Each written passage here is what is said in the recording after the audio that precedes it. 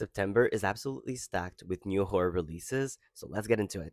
Opening up the month on September 5th, we have the long awaited conclusion to the Warren saga with The Conjuring Last Rites.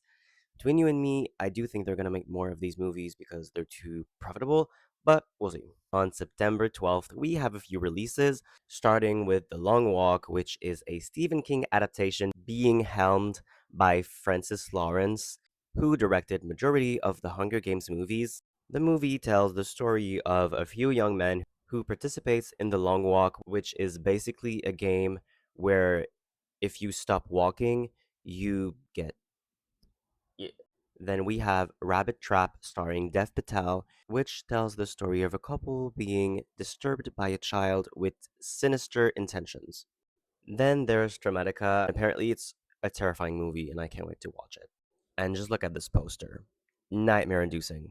On September 15th, we have The Jester 2. The film is set on Halloween, where Max will confront this trickster named the Jester. On September 19th, we have a few more interesting releases, starting with Him, produced by Jordan Peele and stars Marlon Wayans, which is about an up and coming football player that gets mentored by this veteran.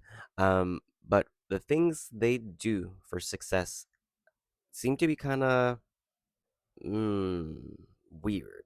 Compulsion, directed by Neil Marshall, who also directed The Descent.